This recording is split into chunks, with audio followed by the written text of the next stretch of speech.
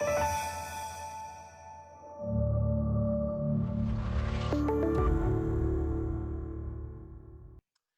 hello and welcome to the CSF monthly podcast for November 2020. This podcast, as I think by now you know, is aiming to provide you with the latest updates in the field of cytokine signaling pathways and JAK inhibition. Now, today I'm going to review two really interesting papers, the first of which was published in the New England Journal of Medicine recently and analysed the efficacy and safety of upadacitinib as opposed to abatacept in people with rheumatoid arthritis. The second paper is an integrated analysis which presents safety profile of upadacitinib in, again, people with rheumatoid arthritis. The detailed summary slides of the papers discussed are, as always, available to you at cytokinesignaling.com. Go along to the website, have a look, you'll find they really are an invaluable resource.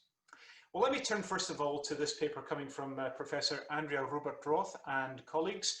It compared the safety and efficacy of upadacitinib, which is an oral selective JAK inhibitor, with abatacept in people with rheumatoid arthritis. It's called the Select Choice study. Now, we know from previous studies that 30% of patients can get to remission with the use of upadacitinib regardless of their prior treatment history. And this includes those who had not previously received methotrexate or indeed had treatment failure with conventional synthetic DMARDs.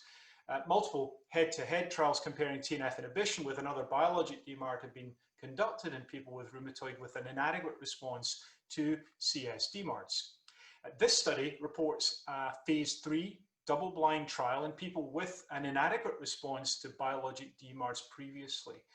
It was designed to compare the efficacy and safety of upadacitinib with abatacept, each given in combination with stable background conventional synthetic DMARDs. Now, between upadacitinib and abatacept, 2/3 of patients had failed one DMARD out of 612 patients recruited. Primary outcome was given at week 12 and was met. Upadacitinib in combination with stable conventional synthetic DMARDs was superior to abatacept in achieving DAS28 CRP mean change from baseline. Swollen joint counts did not differ substantially between groups, and findings for other components such as tender joint count generally showed that upadacitinib was superior to abatacept. The incidence and serious adverse events and adverse event leading to discontinuation were numerically higher with upadacitinib. And finally, more grade 3-4 elevations in hepatic enzyme and creatine kinase levels were reported with upadacitinib than with abatacept. So what do we conclude? Well, in this population of people with rheumatoid arthritis refractory to biologic DMARDs, upadacitinib was superior to abatacept for the achievement of remission. Over 24 weeks, upadacitinib, however, was associated with more serious adverse events than abatacept. So we need to look for real-world data just to guide us on this relative selection. Now, the second paper comes from Stan Cohen and colleagues analysing the safety profile of upadacitinib in rheumatoid arthritis through an integrated analysis from the Select phase 3 clinical trial program. And again, the relevant background here, well, JAK inhibitors have demonstrated similar efficacy to biologic DMARDs in randomized controlled trials in people with rheumatoid.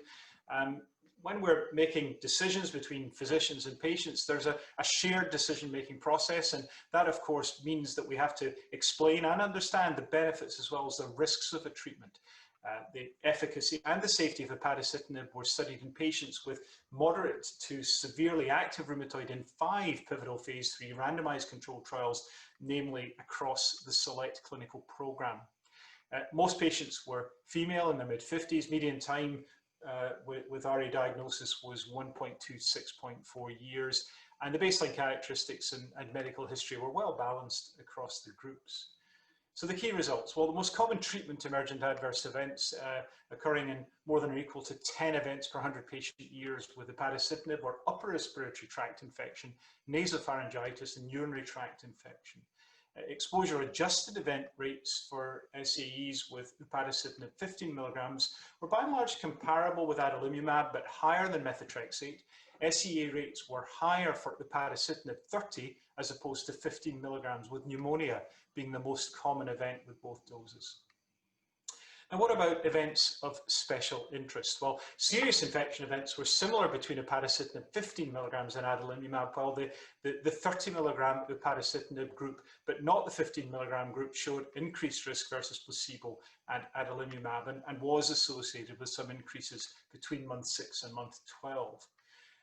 As with other JAK inhibitors, upadacitinib was associated with a higher risk of herpes zoster, though most cases weren't non-serious and involved a single dermatome. The exposure-adjusted event for malignancy and non-melanoma skin cancer were generally comparable across treatment groups, with the highest rates observed with upadacitinib 30 milligrams. Exposure-adjusted event rate of adjudicated MACE and VTE were comparable across treatment groups and did not increase over time with upadacitinib. And finally, the creatinine phosphokinase elevations were more frequent with upadacitinib as opposed to placebo, methotrexate, or adalimumab, and these were typically asymptomatic. Few led to discontinuation of drug. Well, what do we conclude here? Well, upadacitinib 15 milligrams appears to have a similar safety profile to adalimumab for serious infections, malignancies, thromboembolic events, whilst the 30 milligram dose does show an increase events in a number of areas. Patients receiving upadacitinib had an increased risk of herpes zoster and CPK elevation as opposed to adalimumab. But overall, I think the analysis demonstrates an acceptable safety profile for upadacitinib in people with rheumatoid arthritis, and certainly doesn't identify any new safety risks as compared with those we've seen emerging already with the other JAK inhibitors in class. Well, I hope that's been helpful to you. If you want to look at other publications uploaded this month, head across to the publications page on cytokinesignaling.com. You can find slides reviewing a recent publication by one of our CSS steering committee members, Kevin Winthrop, on the incidence of infections and serious infections with tofacitinib versus biologic DMARDs in people with RA.